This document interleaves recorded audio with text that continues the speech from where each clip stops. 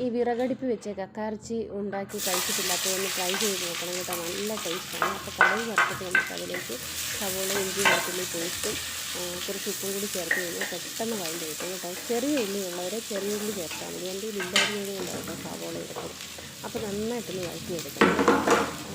പിന്നെ നന്നായിട്ടൊന്ന് ഞാനൊന്ന് മൂടി വെച്ചായിരുന്നു വഴറ്റാൻ വേണ്ടി കേട്ടോ. മൂടി വെച്ചാൽ പെട്ടെന്ന് വഴണ്ട് കിട്ടും. അപ്പം അതിലേക്ക് നമുക്ക് കുറച്ച് മഞ്ഞൾപ്പൊടിയും മുളക് പൊടിയും കറുവാപ്പട്ടയും കൂടെ ചേർത്ത് കൊടുക്കും. പിന്നെ നമ്മുടെ എന്താണ് പെരുംജീരകം ഒക്കെ ഉണ്ടെങ്കിൽ അതിൻ്റെ അകത്ത് ഇട്ട് കൊടുത്താൽ വേറെ ടേസ്റ്റ് കിട്ടും. അത് ഇഷ്ടമുള്ളവർക്ക് അത് ഇടാം കേട്ടോ. എൻ്റെ കൈ പക്ഷേ ഇല്ലായിരുന്നത് കൊണ്ട് ഞാൻ ഇടാഞ്ഞതാണ്. ഈ കുട്ടനാടൻ സൈഡിലോട്ടൊക്കെയാണ് കൂടുതലും കക്കയിറച്ചി ഫ്രൈ നന്നായിട്ട് ഉണ്ടാക്കുന്നതെന്ന് എനിക്ക് പലപ്പോഴും തോന്നിയിട്ടുണ്ട്. ഈ ഇടുക്കി സൈഡിലോട്ടുള്ള ആളുകളൊക്കെ കക്കയിറച്ചിക്കകത്തെ ഒരു കറുത്ത സാധനം ഉണ്ടല്ലോ, ആ സാധനം ഞെക്കിക്കളയും. ഇപ്പം നമ്മൾ അവർക്കൊക്കെ കറിയൊക്കെ കൊണ്ട് കൊടുക്കുകയാണെങ്കിൽ അവർ ചോദിക്കും ആ കറുപ്പ് കളഞ്ഞായിരുന്നോ എന്ന് ചോദിക്കും. അപ്പം നമ്മൾ പറയും കളഞ്ഞില്ലെന്ന് പറയണം, അവർ ഈ കറി കൂട്ടത്തില്ല. അവരത് കളഞ്ഞാൽ മാത്രമേ അവരത് കഴിക്കത്തുള്ളൂ കേട്ടോ. അപ്പോൾ എനിക്ക് തോന്നിയിട്ടുള്ളൊരു കാര്യം എന്ന് പറയാം, ആ കറുത്ത ഇത് ഞെക്കി കളഞ്ഞു കഴിഞ്ഞാൽ അതിൻ്റെ അകത്ത് പിന്നെ പ്രത്യേകിച്ച് ഗുണമുള്ള സാധനമൊന്നും ഉണ്ടെന്ന് എനിക്ക് തോന്നുന്നില്ല. അപ്പോൾ അത് പിന്നെ ഒരു ചണ്ടിയായിട്ട് ഉപയോഗിക്കാൻ പറ്റുള്ളൂ. എന്നാൽ എൻ്റെ പേഴ്സണൽ ഒപ്പീനിയനാണ് കേട്ടോ. നിങ്ങളുടെ അഭിപ്രായം എന്താണെന്നൊന്ന് കമൻറ്റ് ചെയ്തേക്കണേ. കക്കയിറച്ചിയുടെ ഗുണം എന്ന് പറയുന്നത് ആ കറുപ്പിൽ തന്നെയാണ് ഇരിക്കുന്നതെന്ന് എനിക്ക് തോന്നുന്നു കൂടുതലും. അപ്പം നമുക്ക് കക്കയിറച്ചി ഇട്ട് കൊടുത്തിട്ട് ഒന്നുകൂടെ നന്നായിട്ട് വഴറ്റിയെടുക്കാം.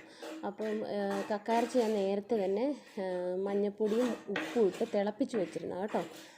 ഒരു തിള വന്നപ്പോൾ നിർത്തിയിരുന്നു. അപ്പോൾ കക്കയിറച്ചി വെന്തിട്ടുണ്ട്. നമുക്ക് പക്ഷേ ഒന്നുകൂടെ ഒന്ന് വേവിച്ചെടുക്കാം. ഞാൻ ഒന്നുകൂടെ മൂടി വെച്ചിട്ടാണ് വേവിച്ചെടുത്തത്. കുറച്ച് തേങ്ങാക്കുത്തും കൂടെ അതിനകത്ത് ഇട്ട് കൊടുത്ത് ഒന്നുകൂടെ ഒന്ന് ഫ്രൈ ആക്കി എടുക്കാം. അപ്പോൾ ഈ കപ്പയും കക്കയിറച്ചിയും കൂടെ മിക്സ് ചെയ്ത് കഴിച്ചിട്ടില്ലെങ്കിൽ അങ്ങനെ ഒന്ന് ഉണ്ടാക്കി നോക്കണം. കക്കയിറച്ചി സെപ്പറേറ്റ് നിങ്ങൾ ഉണ്ടാക്കിയിട്ട് കപ്പയ്ക്കകത്ത് കപ്പ വേവിച്ചതിൻ്റെ അകത്തോട്ട് കക്കയിറച്ചി ഇട്ട് കൊടുക്കണം. ഭയങ്കര ടേസ്റ്റാണ് കേട്ടോ.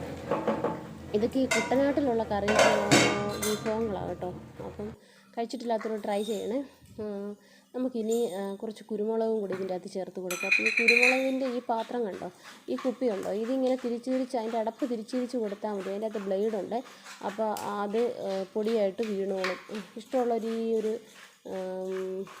സാധനം വാങ്ങണം കേട്ടോ. അപ്പോൾ ഒന്നുകൂടെ ഒന്ന് തീ കനലുണ്ട് കേട്ടോ, നല്ല കനലുണ്ട്. അപ്പോൾ ആ കനലിൻ്റെ അകത്തിരുന്ന് ഇനി കക്കയിറച്ചി ഫ്രൈ ആയതാണ് കണ്ടോ. അത്രയും നമ്മൾ ഗ്യാസ് സ്റ്റവ് വെച്ചാൽ ഇത്രയും നന്നാകത്തില്ല കേട്ടോ.